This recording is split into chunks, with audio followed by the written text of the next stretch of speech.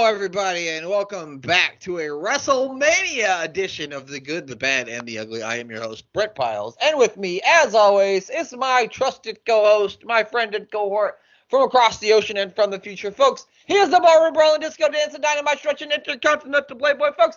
He's moreover than bitching about people in Coca-Cola ads at GWrestleMania. Glenn Abbott. Glenn, how are you doing? That was a WrestleMania-worthy entrance. Thank you very much. I'm doing very well. Well, that's very good to hear, Glenn. That is good to hear. Yeah, we have gathered here today to review WrestleMania 14, and we are currently working on an international break. And so there's really no football for us to discuss at this moment. Apart from the ladies having a very good win against Tottenham and looking like the women's team, the Arsenal women's team of old, which was very nice. Yeah, ever since it seems that we talked about this, I think, on the last episode, since they sacked their other manager and the team has seemed to have more continuity and more sensible selections for the teams. And yeah, they played really, really well, and surprisingly still only in fourth place with how bad they started, but it is going to be pretty tough to try to catch Chelsea. Which Manchester United couldn't help us. Manchester City couldn't help us this weekend and ended up losing 2-0. So thank you, Manchester City, for nothing once again, as usual. They do have a Champions League match coming up again against Juventus. This one's at home, I believe.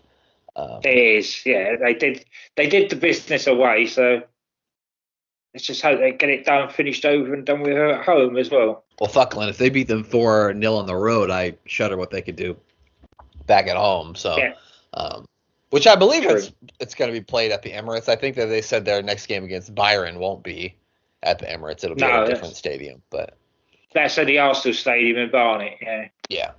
So, looking forward to checking out some Women's Champions League this Thursday with the women taking on Juventus, and then getting back to our regular scheduled programming on Saturday when we will be taking on the much surprised, at least to this wrestling podcaster, Nottingham Forest. Did you see Nottingham Forest being third in the league at this point? No. I thought they'd be down there struggling where they were last season, but they've had a resurgence this year. They've come back strong, and they're up there with us. Yeah. So that'll be an interesting matchup. It does sound like we'll have Calaflore back. We are going to be without our resident master of the dark arts, Benny Blanco, will be out for quite some time after a minor knee surgery. Not quite some time. I think it's like 6 weeks that he's going to be out. But we do have Martin Erlegaard back, so I am very excited for some football this weekend. But, Glenn, let's do it. Let's talk about it. WrestleMania 14 from March the 29th, 1998 is from the Fleet Center in Boston, Massachusetts. The Fleet Center opened in September of 1995. It is now known as the TD Garden. It replaced the original Boston Garden upon its opening in 1995. It is home to the NHL's Boston Bruins and the Boston Celtics of the NBA. The first pro wrestling event ever to take place at this arena was an episode of Monday Night Raw on June 9th, 1997. So we did review that on Warring to Attitude. And this is just the second. And WrestleMania was just the second pro wrestling event to ever take place at this arena. So they just had that Raw and then this show. Over the years, it's held many SmackDowns and Raws, a few pay-per-views, including King of the Ring 2000, SummerSlam 2006, Survivor Series 2008, and 2022, as well as many, many others. It's one of the more popular arenas for them to vent. I'm pretty sure that they do at least one premium live event at this arena a year because it's the Boston area, which is a big market, and then, of course. So, now, before we get into the show, Glenn, let's talk a little bit about the buy rate from WrestleMania 14. I want to put this in some context when we talk about the number of this. So, WrestleMania 12 did 290,000 buys. WrestleMania 13 did a bit less than that at only 237,000 buys. The 1998 Royal Rumble, which was January of this year, did 351,000 buys. Which was the best buy rate the WWF had gotten since WrestleMania 9, which WrestleMania 9, surprising to me, got 430,000 buys. Considering that the company was trending down at that point and how awful the show was, I would have not have guessed it had got that high of a buy rate. Yeah. Maybe the return of Hulk Hogan was the reason. That's the only thing I could think of. Unless people were really clamoring for the Undertaker Giant Gonzalez match, I'm not sure. Yeah, oh yeah, of course they would have been. Yeah. So the pay-per-view before this one, No Way Out of Texas, did 150,000 buys. And up until this point, WrestleMania 5 was the best WrestleMania buy rate in the company's history at 767,000 buys. And now WrestleMania 14 will be the second best buy rate up until this point because it did a whopping 730,000 buys, Glenn. Can you imagine? That's crazy when you look at the numbers from the past couple of years. It makes you think that over the last few weeks, that the television figures have been lying because obviously more people got hooked in the last couple of weeks, especially that Go Home show. Yeah. To actually go out and buy it from the viewing figures. Yeah, and I mean, I want to say that Mike Tyson has a lot to do with that number. I'm sure it drew in a lot more eyeballs than it normally would have. Yeah. So, in context, WCW's pay-per-view from this month was uncensored, and it did 415,000 buys, which is pretty good considering that that's not like a Big Four pay-per-view. That's not like a Starrcade or a Super Brawl. That's just uncensored. So that just show you how hot wrestling is right now. That the same month that WrestleMania runs, WCW could also get, that's over 100. That's over 1 million buys on wrestling pay-per-view, in the month of March, which is insane if you think about it. It is. Sorry, especially as what transpires on this show is basically the start of the rocket ship. You're absolutely right. They're really good figures. Yeah, so I also found it funny. The main event of the uncensored 1998 pay-per-view was a steel cage match between, do you want to guess, Glenn? Who do you think it was between? I haven't got a clue. Randy Savage battled Hulk Hogan, and just like all cage matches do, of course cage matches end like this. It ended in a no contest. No contest. Oh, God. That's what cage matches do. I can see why the Undertaker Hell in a Cell match, where Kane came out and ripped the door off and everything, ended in a no contest, but there's no reason for any other cage match to end like that at all. Yeah, it makes no sense. And that one didn't end in a no contest because Michaels actually pinned the Undertaker for the win in that match. So even that didn't end in a no contest. Oh yeah. Well, right. So it's a steel cage match, so there's no rules. So even if somebody interferes, that shouldn't stop anything because it's no rules. No. So it's just. That's right. Strange WCW booking. Goddamn Terry Taylor. We're blaming Terry Taylor because Vince Russo's in WWF at this point, so we can't blame him. WWF, no. I don't know. It might have been Kevin Sullivan. Let us know, Rob. Rob will let us know in the YouTube comments. Thank you, Rob, for that.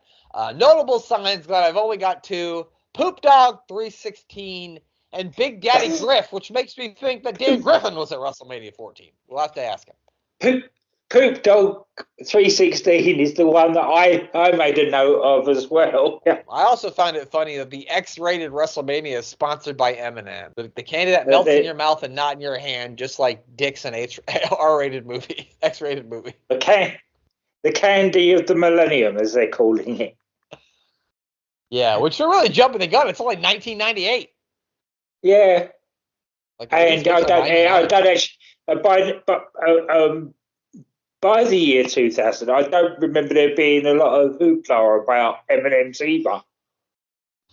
So I remember, I don't know if this was in 2000 or what year it was, but they had, introduced the blue one, and that was, a big thing that they had a blue M&M now, and I don't remember what year it was. But anyway, so this isn't that M&M. Now introducing anything blue means something totally different. Yeah, and now little blue M&Ms are, things that get your dick hard. Yeah. Not messing around here. We get right into the action. We get the 15-team over-the-top rope battle royal. Here are all the teams in the battle royal. We've got the Los Barricos 1, which is Savio Vega and Miguel Perez. Los Barricos 2, which is Jose and Jesus. Recon and Sniper, who are apparently no longer in the Truth Commission. Bradshaw, for some reason, is teaming with Chains. Mark Henry with D'Lo, Farouk with Kama, the Quebecers, the Rock and Roll Express, the Headbangers, Too Much, which is Scott Taylor and Brian Christopher, 8-Ball and Skull, Steve Blackman and Flash Funk for some reason, the Godwins, the New Midnight Express, and of course the surprise team who came out last, LOD 2000. They got their new manager with them, Sonny, and the winning team will get a tag team title match at Unforgiven. What'd you think about kicking off the show with this tag team battle royal, Glenn? It was fine. Having Dopey, Stupid, and Trashy come out was a really good thing.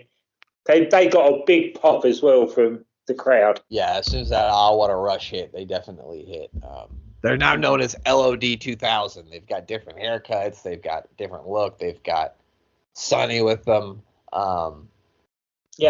Obviously, it's a battle royal, so it's hard to take notes on.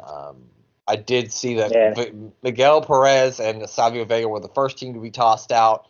We had a lot of random people who weren't in the match coming out and throwing people out too, which Kurgan came out and eliminated Sniper and Recon. Barry Windham came out and tossed out Chains, who was Bradshaw's partner, so they're both out. As it would be. The third man in the Disciples of the Apocalypse partnered with Bradshaw. Yeah, very just so Barry Windham could come out and throw him out. Yeah, that was basically probably the only reason why Bradshaw was in this thing.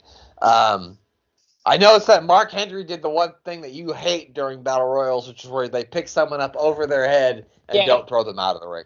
Don't throw them out. Throw them over. If you can bench press somebody over your head in a battle royal, don't just body slam them onto them. It used to drive me mad with David. God bless his soul. He was a good mate, and I don't criticise him for a lot. But wrestling technique is the amount of times that he had people up to throw them out of the ring and then just body slammed them. It drives me mad.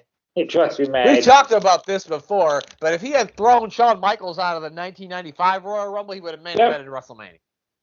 He would have done, yeah, exactly. Anyway, the inevitable happens. Yeah, sorry, go on. Skull, 8-Ball, the Godwins, the New Midnight Express, and LOD. This didn't happen, but at this point, Glenn, I'm like, fuck, this is going to come down to the Godwins and LOD, isn't it? Because I can't get away from this. But luckily, that didn't happen. The inevitable happens. It's the New Midnight Express and LOD are the last two teams. Godwins, of course, used their buckets to attack LOD like they had 27 other times over the years, 1997, 1998. Looks like the Midnights are going to win, but LOD managed to fight their way back and get the win. They win. They come back as LOD 2000, get the win here. Good way to kick off the show. Got a big reaction from the fans, so I thought it was a nice way to start the show. It was decent. It was watchable. It didn't go like a lot of Royal Rumbles forever and ever and never seemed to end. But this was over pretty quickly, which was a good, decent oop. Yeah, and usually a battle royal is what a battle royal is, but I thought they did a good job of telling stories within the battle royal to make it interesting. And I thought, definitely a good way to kick off the show, get the crowd into it. We then go into the light heavyweight match, and we haven't seen that title defended in a long while. In fact, I don't think that this was ever announced on Raw ever, if I remember correctly. I think it was announced. Oh, no, it wasn't. It was me that mentioned it when we were doing the rundown of what was coming up on here. And I said, if this is not Brian Christopher to interfere. But he didn't, because he'd got bounced on his head on the Royal Rumble, or the Battle Royal. So thankfully, he didn't get involved in this. I mean, it was good that they got the light heavyweight championship on WrestleMania, but I thought they could have done a little bit better to build the match, because the match was good and it was high flying. It was good from bell to bell. It's one of the better light heavyweight matches in the WWF era, but it only got like 5 minutes. You got any major notes from this match? My major note was Jerry Lawler basically echoing how the crowd felt about it, and it did nothing. If you've got a match like this that's sort of been put on there without any build up to it, and the crowd are going flat, you at least expect your commentary team to hype it up, not be on the side of the crowd. Yeah, I think you messaged me this, if the fans didn't give a crap about this, which isn't the guy's fault, because why would they give a crap about a match that had no build? The only time we saw Aguilar on TV was when he teamed with Taka. So I don't know if maybe the plan was for it to be Taka versus Brian Christopher and something happened. And because it seems now, because we know that Brian Christopher is going to start the thing with Too Cool with Scott Taylor. And it seems like they're already doing that with the Too Much and then being in the Battle Royal. So I don't even know where the light heavyweight championship and Takamichi Inoku ever go from here, because I don't know who he's going to feud with. No, that's it. It's to be honest, I can't remember. Me neither. Shows how memorable it all was. Besides Takamichi Inoku, name another WWF light heavyweight champion. I'll wait. Right. No, because I don't know any. Can't. No, I don't either. I can't even think of one. Anyway, Taka wins it with a Michinoku driver. That's enough said about that, I think. We then see Jennifer Flowers, who's talking to The Rock. She asks him a bunch of dumb questions about homelessness and the justice system. He just keeps making a bunch of cringy dick jokes. Yeah, I found this whole thing to be really, really cringeworthy. It was. But then this is all part of what helped get The Rock over. Yeah, that's a really good point. It is what it is. It's part of the Rock story. They can't ignore it for that reason. It just wasn't that good. Yeah, there was no reason. Also, I think we're going to have to get used to this the more we go into the Attitude Era, because we're going to see more and more and more of these sort of, sophomore shenanigans, you know what I mean, as the thing goes on. So, this just proved the point. The era. Yeah, it just proved the point that there was no reason to have this Jennifer Flowers actually on the show. One of the more stranger WWF appearances. I think the whole thing is, I don't think the McMahons were probably big fans of Bill Clinton. I'm sure. No, that's it. Yeah, I'm sure they just wanted to stick it to Bill Clinton. That's exactly what it was. Which, I mean, I don't care what your politics are. I always thought Bill Clinton was a creepy fucking fuck, but whatever. Triple H with China defending the European Championship against Owen Hart is the next match. China, of course, being handcuffed to Sergeant Slaughter during this one. Took a substantial amount of time for them to finally get her handcuffed to him. It did. I think that she's got her own handcuffs as well. Yeah, well, I doubt they'll use them for that. What he wants to use them for. Yeah, I think the King made some references to that, didn't he? Yeah, we got two good wrestlers. Having a good wrestling match. Yeah, no, it was good. When you consider that we hardly get any wrestling at all during 1997 and into 1998 so far. This is a very good, top-heavy wrestling show. Which, WrestleMania probably should be, yeah. Yeah, but there is a lot of wrestling in it, which is really good. They do a great job of protecting Owen as well during this, without making Triple H too much over, but just enough, if you see what I mean. Because at least here, I mean, we've talked about this, but we always feel like they kind of make Owen look like a buffoon. You know what I mean? And they've kind of made Owen look like a buffoon since he came back. And so it was nice to see in this match he wasn't so much of a buffoon. And at least China had to really work for the outside interference in this, which I thought added to it. She kept trying to get at Owen, but she wasn't able to because she was, cuffed to Slaughter. But then at the end, she finally figured out a way to break free of that and still get involved in the match and help Hunter win, which, like you said, protects Owen, doesn't make Owen look weak, but at the same time, they didn't make him look like a buffoon, and it didn't make Triple H look like he can't do anything without China's help, which is basically what it's been like this entire feud. Yeah. That's right. There was one point where Owen appeared to be, I made a little note, I wonder what Triple H caught him with to make his nose bleed.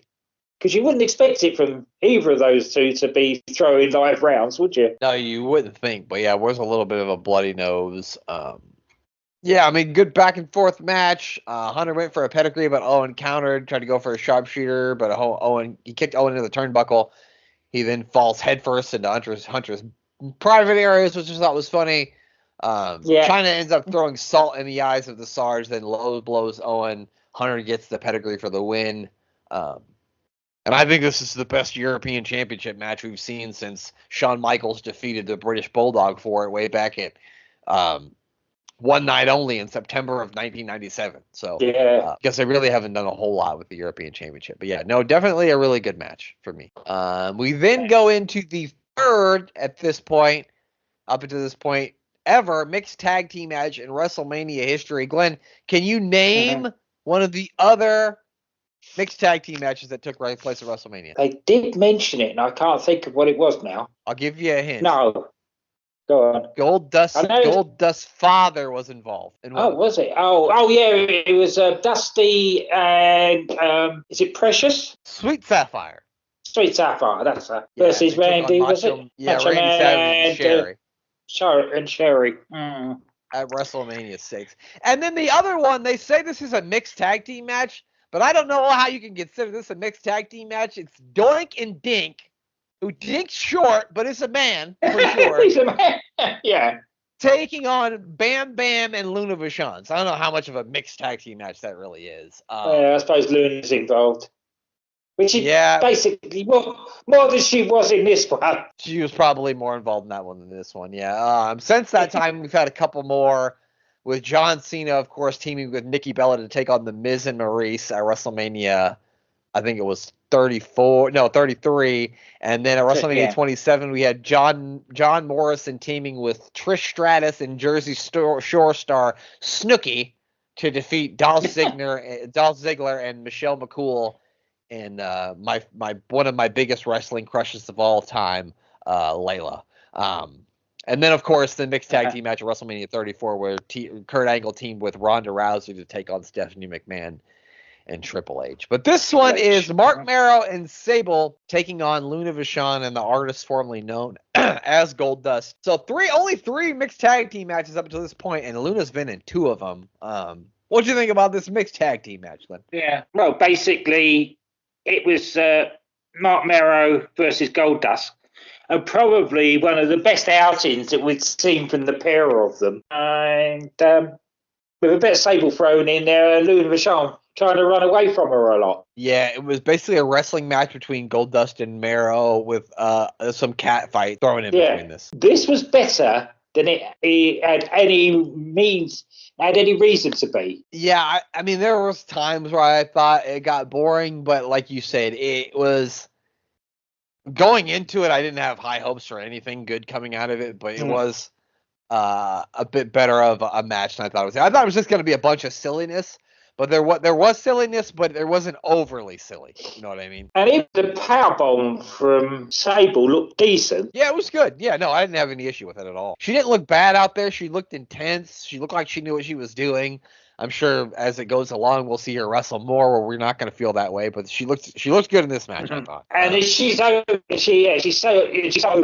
a lot of things as well. Yeah, I mean the people went nuts whenever she got in the ring. I mean, whenever she went in there, everybody just went crazy. The best spot during the match I noted was there was a point where Goldust countered a TKO attempt into a DDT, which I thought was good. Sable tried to pin Goldust at one point, and then Luna tried to splash her off the top, but she moved and she landed on Goldust. Goldust ends up Sable ends up hitting a TKO of her own and getting a 3 count. At least entertaining is what I put down. It was. Yeah, it was. Again, it's a filler in a WrestleMania card, so as long as it's entertaining, it's fine. There's been a lot of WrestleManias that have had unentertaining matches in them. Yeah, like, Snooki, Trish Stratus, and John Morrison versus exactly. Yeah, and then Tennessee Lee brings Jeff Jarrett and Jennifer Flowers out to the ring, which seems to be a huge waste of time. I guess she's going to be the guest ring announcer for the Intercontinental Championship match between the champion, The Rock, defending against Ken Shamrock. If The Rock is DQ'd, he will lose the Intercontinental Championship. Pretty quickly during the match, The Rock tries to leave, but Ken Shamrock chases him down. I mean, The Rock got some offense during this match, and this was I think it was the shortest match on the card because it only got 5 minutes. I think maybe the light heavyweight match might have been a little bit shorter. But for me, it felt like this was just basically Ken Shamrock finally giving The Rock his comeuppance. I mean, the Rock got a couple minutes of offense, but basically Ken Shamrock kicked his ass.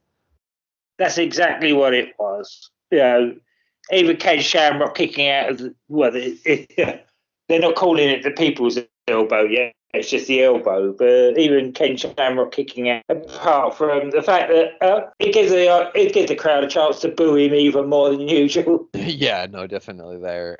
Yeah, and they Shamrock looks, he's going to use. And they go home. I was going to say they just go home happy with Ken Shamrock. Sort of winning. Yeah, sort of winning. It's like the dusty finish of all dusty finishes. Actually, I wouldn't know if necessarily say this is a dusty finish, because a dusty finish, they would have let it linger out for a couple days. We're going to get a dusty finish later on. This one isn't so much of a dusty finish, because you get like the payoff of it right away. And a dusty finish usually takes at least another day for you not to get the payoff of it. Looks like Shamrock's going to use the chair, but the ref takes it from him. The Rock ends up then smashing Shamrock with the chair, but Shamrock basically like kicks out at 2 and then like hulks up and like starts beating the Rock down. He locks him in the ankle lock. The Rock taps out. So Shamrock wins, at least for the time being. He starts fighting off the rest of the nation. Farouk wasn't out here with him, but he runs down in jeans. He looks like he's going to help He's going to help the Rock, but then he just says "fuck it" and leaves, showing further dissension amongst the ranks with a nation. So Shamrock is like slamming refs. He won't break the ankle lock on the Rock. So when you finally do get the Rock out of the ring, they put him on a stretcher.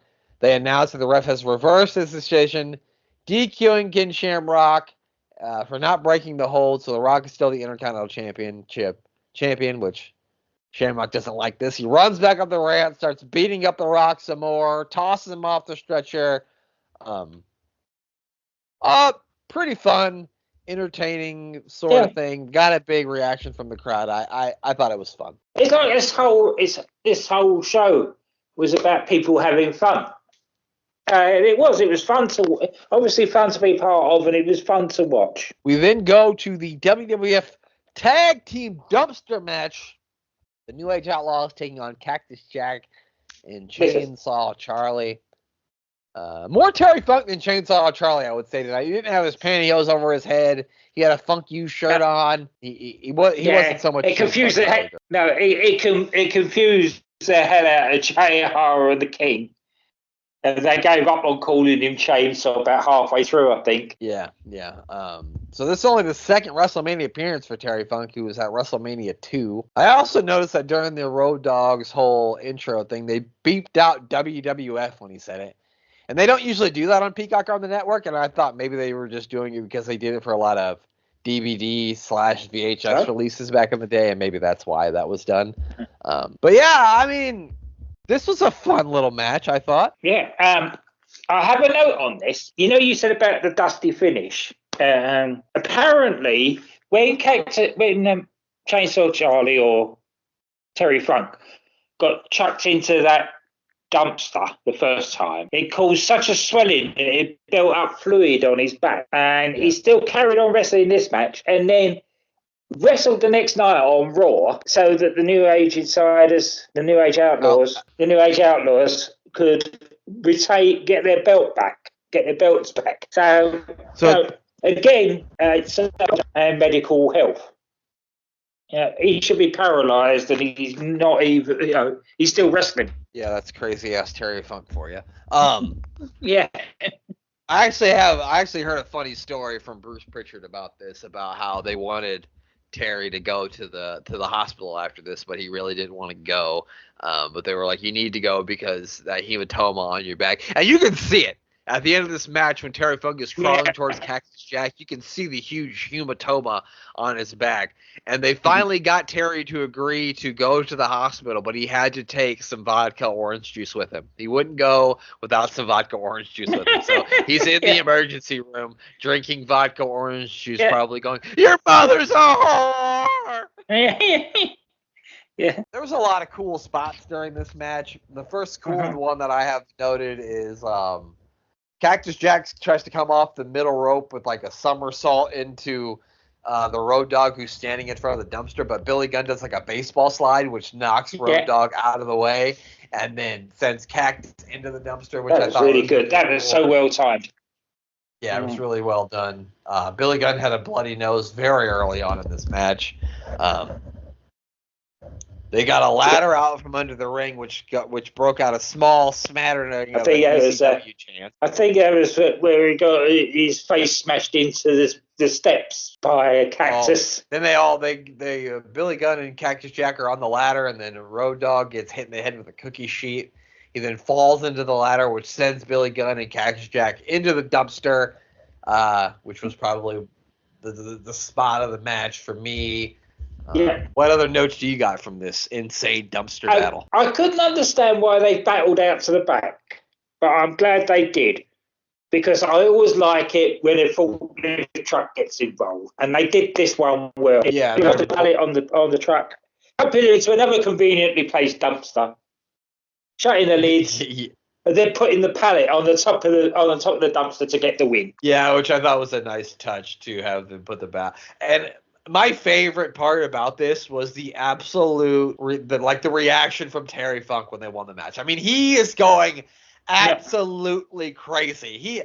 He's like me when Saka scored a crazy goal in an Arsenal game. That's how fucking crazy Terry Funk was going after this, and it was just amazing to see. Like the sheer joy of Terry Funk winning a WWF championship and just going nuts. I thought it was great.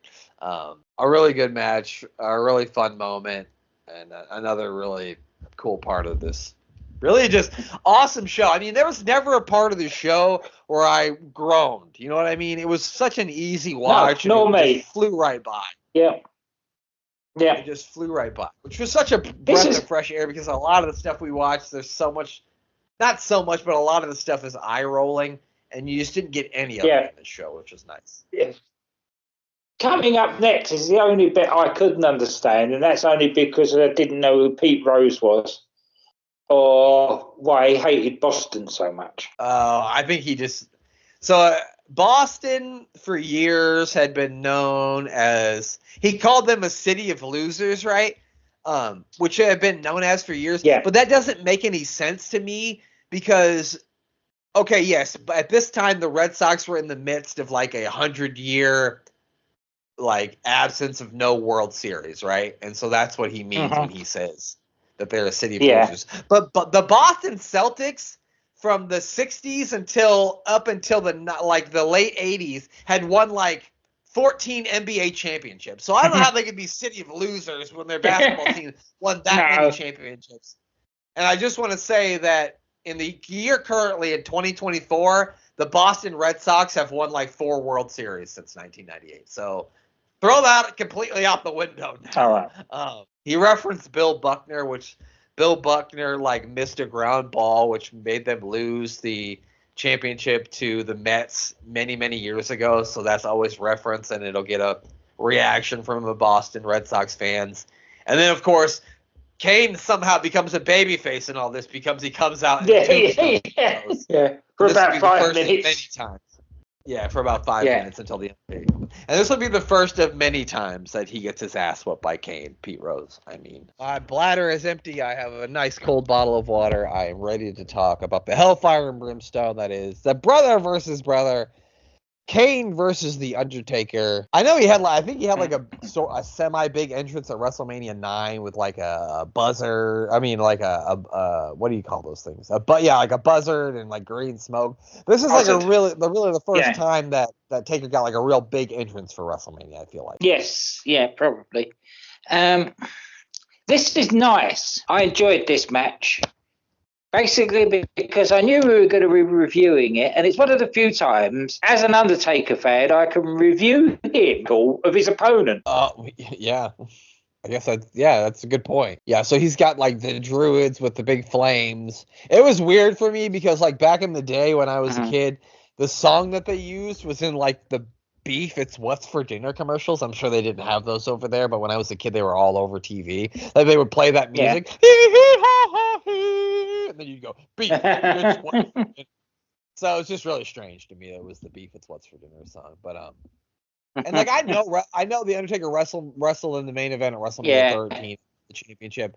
But for me, I feel like up until this point, this is the biggest WrestleMania main event I'm not main event, but the biggest WrestleMania match that the Undertaker said that the Undertaker has had. And the reason why I say that is because I don't think that a lot of people looked forward to Sid versus the Undertaker, because a lot of people were thinking they were going to get the rematch of Bret Hart versus Shawn Michaels, and then that all fell apart. So I think that Sid thing was kind of thrown together last minute. And that's why I say I feel like this was his biggest WrestleMania match up until this point. Definitely. As you say, it certainly wasn't him versus Gonzalez. Yeah, no. And luckily, if you go back and look at the Undertaker's WrestleMania, list of opponents, he was probably fucking pleased as punch that he could finally work with somebody who was a monster and is big and can match up with him in every sense of the word, but can also fucking go in the ring, because he's had to deal with, King Kong Bundy, motherfucking Giant Gonzalez. Luckily, for him, he got to wrestle Jake Roberts, shit like that. So he's probably like, thank God this guy can actually go. Yeah, that's right. And did he let him go? He did a lot of selling for him. Very Undertaker-like. Yeah, I mean, he did a lot. They put Kane over as a huge monster. They did. They put it on, and it made it look like the Undertaker was lucky to beat him. It just lucky. Like, if they wrestle again, there's no way. They can wrestle 100 more times. The Undertaker will maybe beat him one more time, because Taker just got punished in this. Kane took control early and just punished the Undertaker. And the impressiveness of the agile moves of Kane and the Undertaker in this thing was just incredible. I mean, there wasn't too many big guys that could do what these guys were doing. It was a great match. No, it was a really good match. Yeah. As a wrestling fan, it's one you should go back and watch if you haven't seen it for a long while, or never seen it even. I can't take anything away from this match. I think you'll agree that this was the best match on the show. I mean, by far. Oh, God. Yeah.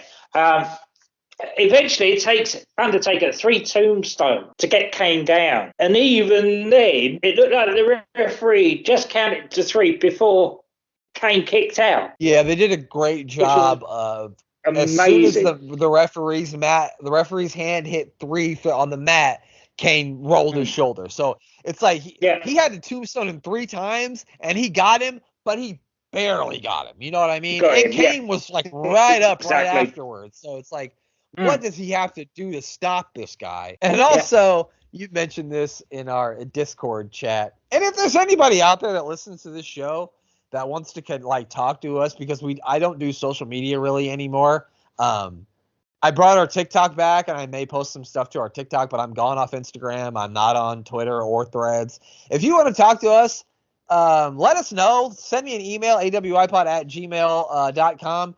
And I will send you the link to the Discord. You can join our Discord if you want to. There's not too many people in there. It's just me, the mayor, and Dan Griffin and Glenn at this point. But if you're out there and you listen to the show, you like the show, and you want to join our Discord, let us know, and we'll send you the link, and you can get in there and talk with us too. We have no problem with that. Let us know if you want to get in our Discord. But yeah, we talked about this in the Discord. A hell of a table spot. Glenn, you want to talk about this table spot? I know you really like. Yeah. This was insane. Several Spaniards died. I would say that.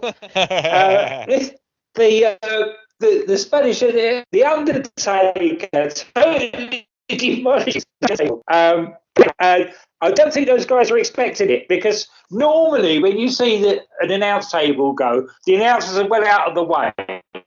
Yeah, they bailed. Yeah, but they had 6'10", 300 odd pounds worth of meat descend upon them and knock them over like pinball, bowling pins. Yeah, I've said this before. I said this amazing. Too. The Attitude Era was a horrible era to be a Spanish announce table. A Spanish announcer, because eventually somebody was going to land in your fucking lap, and they may be coming off a Hell in a Cell when they do it.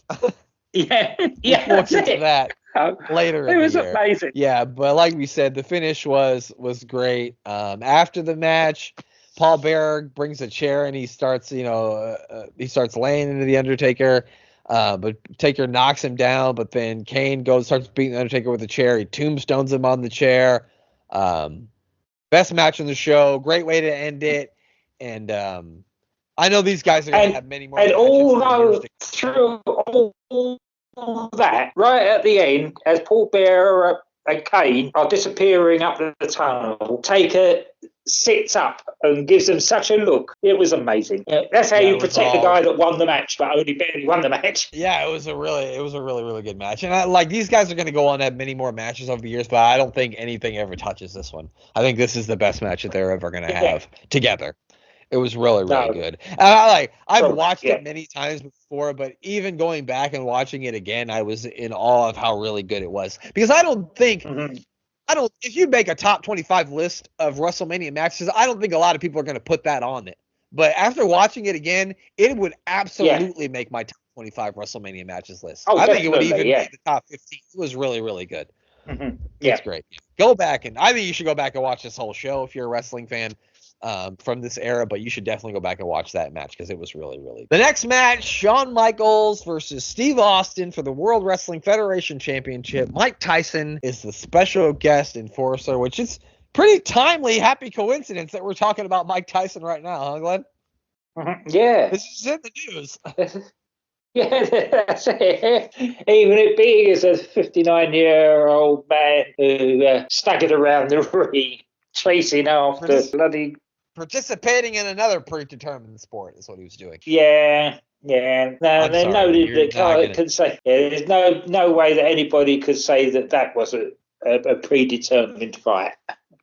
Yeah, I'm sorry, but you got to get up fucking pretty goddamn early in the morning to fool me, and I'm not fucking. If you believe that fucking if any of the Jake Paul fights are on the up and up, I have a fucking oceanfront property in Arizona that I want to sell you, and if you'll buy that, I will throw the fucking Golden Gate in free, motherfucker. That's what I'll do. That's it. His boxing matches make Jake Paul's wrestling matches look genuine. Exactly. I believe way more of Logan Paul's wrestling matches than I ever believe of Jake Paul's boxing matches. Exactly. That's my thing, is when people try to tell me bullshit, I always say, if you'll buy that, I'll throw the Golden Gate in free. That's what I always say. It's a song, but I quote the song. But anyway, the thing that I did like about this match was... Yeah, prime. Absolutely. I mean, the thing I liked not most about the match, but I think I liked early on in the match is that he backdrops Michaels over the top rope onto China and Hunter. Hunter kind of attacks Austin from behind, and they kick them out, which I thought was a nice touch because he already had Tyson out and he didn't need any more. You talk about if one person is in the wrong place or doing something slightly wrong, how wrong that whole move could be. That was, on a technical level, as somebody that has been through the training as a wrestler, just even think of doing something like that. That was amazing. Just they had that so spot on. And I suppose it took three guys like Austin, Michaels, and Triple H to pull that off. Yeah, I'm sure with some help of Pat Patterson up in the back, helping them lay out the match, I'm sure. Another note that I took from this is that you can absolutely, I could feel Shawn Michaels' pain through his facial expressions during this match. You could just see that everything that he was doing took everything he had because of the pain that was going through his body. I mean, I know Shawn Michaels was a real pain in the ass at this time, but you can't deny his toughness here. You can just tell. Everything he did hurt. He was out for, 4 years after this? Yeah, 4.5 years. It'll be his last match. 4.5 years with this back injury. And anybody that's even got slight pain in the back knows it's even hard to lift a bloody cup, let alone wrestle a match for 20 minutes with Steve Austin beating up on you. Yeah, no, when my back hurts, when I pull something in my back, it's hard for me to even get off the couch. Forget about getting in a ring and doing, taking turnbuckle bumps and jumping off the top rope or getting punched in the face and then falling in face first into the announce table. Like, the bumps that he took in this match are crazy with a healthy back. You know what I mean? Yep, exactly. I'm going to test your memory here. Is this the first WrestleMania where we've actually seen somebody's theme music performed live? I want to say yes, because I can't think of any other time that anyone had someone play them to the ring. I thought so. I'm like racking my... Oh, wait, nope. I got one, Glenn. WrestleMania 11. Salt and Pepper played What a Man as LT made his way to the ring. Oh, right. Okay. That's the only other one I can think of. Yeah. I don't think there's any other one. Somebody It's correct not me if very I'm often. wrong. Yeah, not It's very not very often. often. Not to this point. They do it a lot now. I think once every year at least someone's flying play to the ring. But yeah. And I will say, like, this isn't the greatest match in the world. It's not bad. It's a fine match.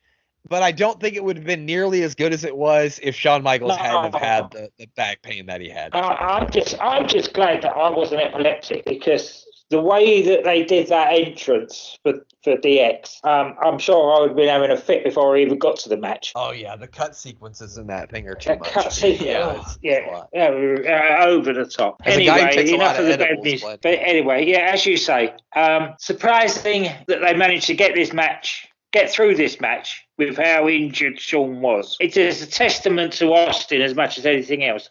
And it did the job. It certainly did the job. This is where Austin's back and launched him. Yeah, I mean he's off to the moon at this point. I found it funny that at one point during the match the fans started chanting Holyfield. Yeah, that got a chuckle out of me. Just to whine Tyson. Yeah, I thought that was good, and I also Tyson got involved a little bit, but not too much, and I thought that was a nice touch that he didn't do too much of being involved in it. Because if he got too much involved in it on Shawn Michaels' side, it would have been really weird the ending of it. You know what I mean? That's right. Yeah, and him turning at the end, it protected him as a fan favourite and Steve Austin as well, and made Shawn Michaels go away even more unhappy than he has been. Yeah, we got a ref bump. Shawn Michaels hits his elbow for the top rope. He goes for the sweet chin music. Everybody's seen this clip. Austin ducks it, goes for a stunner. Austin counters, tries for another super kick. Austin catches his foot, gives him the middle finger, hits the stunner. Tyson's in. 1, 2, 3. The Austin era has begun. Stone Cold! Stone Cold! Stone Cold! I love it.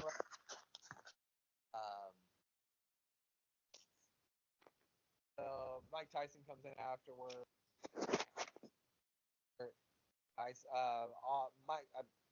Shawn Michaels gets up. There's too many mics in this. Michaels and Mike. I'm getting confused. Shawn Michaels gets up. He's mad at Tyson. Takes the 316 shirt from him, throws it, tries to punch Tyson, which isn't very smart. Tyson blocks it, punches him in the face, knocks him out. We won't see him again for almost 5 years, at least wrestling in the ring. And WWF is now about to be shot out of a rocket with Stone Cold Steve Austin as their standard bearer. Have you ever heard the story of what The Undertaker was planning to do this evening during the main event, Glenn? Have you ever heard the story? No, I haven't. So there was question throughout the night, because Shawn Michaels was known to be a real dickhead back in this era, of whether or not he was going to do the job or if he was going to do the right thing. They weren't sure if he was going to. And so after his match, The Undertaker went back to his locker room, taped up his fists, and went and sat in gorilla. And if a certain someone out in the ring wasn't going to get the job done, you were going to get an appearance from The Undertaker that night, because one way or the other, Michaels was dropping that fucking title. So I always thought that was interesting. Excellent. Yeah, I hadn't heard that, but I can understand it. That's typical of him, to make sure that the job was done properly. Yeah. And I bet that was in the back of. And I bet that was in the back of Shawn's mind as well. That there was something lurking that if he didn't behave himself. So I heard The Undertaker tell that story on Austin's show that he has on the network, the Broken Skull Sessions or whatever. Oh yeah. And he said that Shawn had heard that from someone, and he said that Shawn asked him about it later, and he said that Shawn Michaels was such a good guy by this point, he felt so bad about it that he lied to him and said that no, it wasn't true. And he said that Shawn's not going to know that it's true until he sees this. Which I always thought that was an interesting story. But I mean, all in all, this is a great show. I'd give it 2 thumbs up. I'm sure you'd agree. Definitely 2 thumbs up. I was thoroughly sports entertained, as DC Matthews would say. Absolutely. All the matches were at least entertaining. Some of them were good. One of them was great. And I don't think that this is in my top 10s of WrestleManias. It's probably just outside. But if someone were to say that this was in their top 10 or top 5, I would totally get why they would say that, because you can't argue. From top to bottom, it's a exactly. You can't argue it.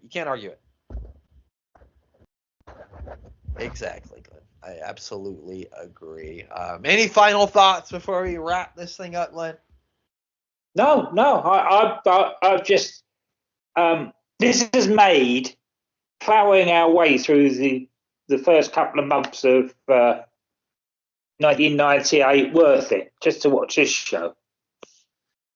Yeah, it makes you excited to see what's going on next. Gonna go in the next. The go home show for this built this well. This paid out, and it makes you excited to for next week to see the Raw after this. Yeah, I mean, we all know most of us know one big thing is that X-Pac is going to re-debut, and he'll be on Raw on Monday night. So that's something that we know is going to happen. They'll be reforming DX. And yeah, it's going to be interesting to see where things go. Do you want me to tell you the matches that took place, the rest of the matches besides the main event, on WCW Uncensored 1998 that we missed since we watched? Booker T defeated Eddie Guerrero to win the WCW World Television Championship. Juventud Guerrero defeated Conan. Chris Jericho defeated Dean Malenko to retain the Cruiserweight Championship. Lex Luger defeated Scott Steiner in it's just a singles match. Diamond Dallas Page defeated Raven and Chris Benoit in a triple threat match for the United States Championship. The Giant defeated Kevin Nash by disqualification. Bret Hart defeated Kurt Hennig, and Sting defeated Scott Hall to retain the WCW World title. I mean, that sounds like a fine show, but I'm just glad I watched WrestleMania instead. Yeah. They did load that show, though, didn't they, to compete? Yeah, they definitely loaded that one up, 100%. There was no disco. There was only one DQ, only one DQ. Well, two, because the main event ended in a no. And no disco. So that does it. That is it for this WrestleMania 14 review. Glenn, who do you want to plug before we get out of here? I'm booking the territory, the first and last of wrestling. If you haven't, go back and listen to their little side projects of Unstacking the Territory, the road to WrestleMania, but to Wembley, 81 for Giant Haystacks against Big Daddy, and the most watched wrestling match of all time at 18 million viewers. Also, I'm booking the Tankatori. They're still carrying on that on the X on Twitter, if anybody's still on there. The Being the Elite Gator Golf, which they've just come back with. I listened to the first one last night. I'm not sure whether I'm going to be enjoying this, and I'm not sure Dan is either. I'm going to listen to it now just to hear the displeasure of Dan. I can't wait. And, of course, talking of Dan, the Doctor Who podcast with Danny Inside. That's an SJP World Media. And DDT Wrestling with DC and Doc. It's funny, I almost sang DDT Wrestling with DC and Doc. I don't know why, but that's almost what I just started singing. Give all those fine people and all those podcasts a listen. And give our third member of our podcast team, the Mayor of Canton, a follow on Twitter X. He does a meal with the mayor every Wednesday, trying different fast food items, so we can tell you what's good and worth your time of trying, and what isn't good and not worth your time of trying. And, of course, make sure you check out everything that is going on at Sports Wire Radio. And check out sportswireradio.org with a Z, that is, sportswireradio with a Z.org. Hit the listen live button to hear many great shows just like ours. And, of course, give Thomas Bryce, our buddy Thomas B. Rice, a follow on all social media platforms. Subscribe to him on YouTube. Subscribe to us on YouTube. Check out our other shows. We got something special coming up this week. We are going to be doing a show where we do our own Dream War Games teams. We're each going to make five team member teams, War Games matches, and we're also that's easy for you to say. Jesus Christ, there's a lot of words going on right now. And we're also going to make we're all going to make a silly team or two. I'm going to have a few silly teams, so if you want to make a few silly teams, go ahead. I have a few silly teams with a few silly team names. Be on the lookout for that. That'll be out on Sunday. And, of course, check out the life and times of Psycho Sid. He has left the World Wrestling Federation and has swam to the refuge of ECW. This week, he made a couple of judgments on one John Cronus and Skull Von Crush. So be on the lookout for that. This week, he's going to be teaming with one Spike Dudley to take on the Dudley Boys. So be on the lookout for all of that. Subscribe to us on YouTube. I don't have anything else to plug. I got nothing else to say. The only thing left to say is for Glenn to say goodbye. Goodbye.